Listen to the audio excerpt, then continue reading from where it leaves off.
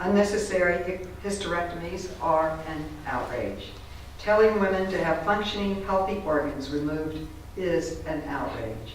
Failing to publicize the many life-changing side effects is an outrage. A number of you have driven thousands of miles, slept in tents, and flown in from other countries to be here today. According to the Western model, premenstrual syndrome is a disease. Menopause is a disease.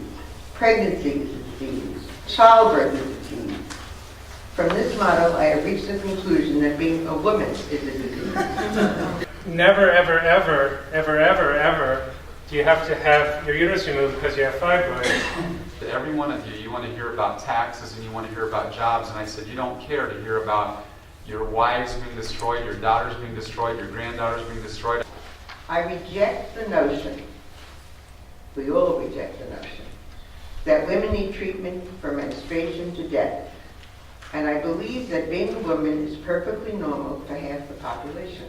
It's not fair that women are told, there's no choice, that your only choice is a hysterectomy. And it's especially not fair when they say, well, I'm going to do a myomectomy, and then they get in and they say, well, I had to do a hysterectomy. So for 4.5 years, I've been doing my homework, looking for the chance to go to bat. I'm a state representative, and so that means I can draft law. Although more than 500,000 women undergo a hysterectomy each year, today twice as many women in their 20s and 30s undergo hysterectomy as do women in their 50s and 60s.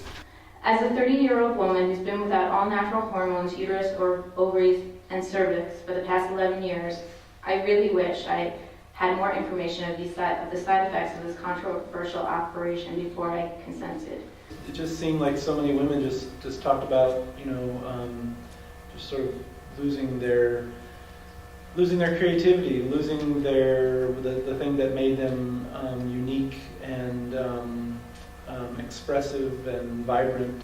Sadly, my hysterectomy took place on the 9th of December 2004, and that was the end of Sylvia. Life changed forever on that cold, dark winter's day.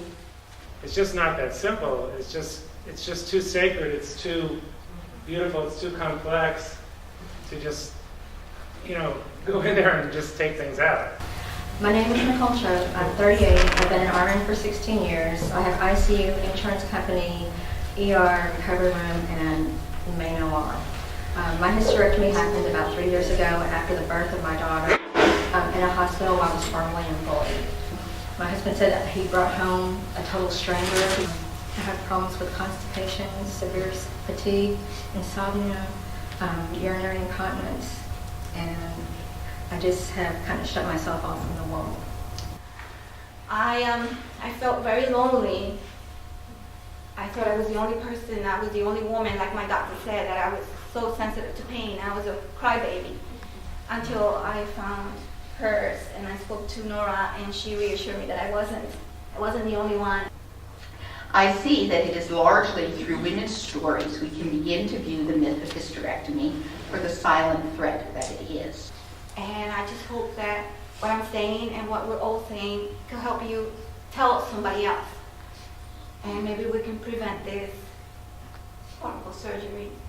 And for a nation that endlessly focuses on trivial things like whether Jennifer Aniston still carries the torch for Brad Pitt or whether Britney Spears is back in shape, there is very little discussion of why 33% of American women end up having their vital organs removed. Where is the outrage? When women see what happens, first of all, where the organs are, what they are, what the functions are, and what happens when they're removed, they don't have the surgery. And it's time to stop being so polite to all of this. Everybody's got to really do everything they can to make sure that this is the last generation of women that this is done to.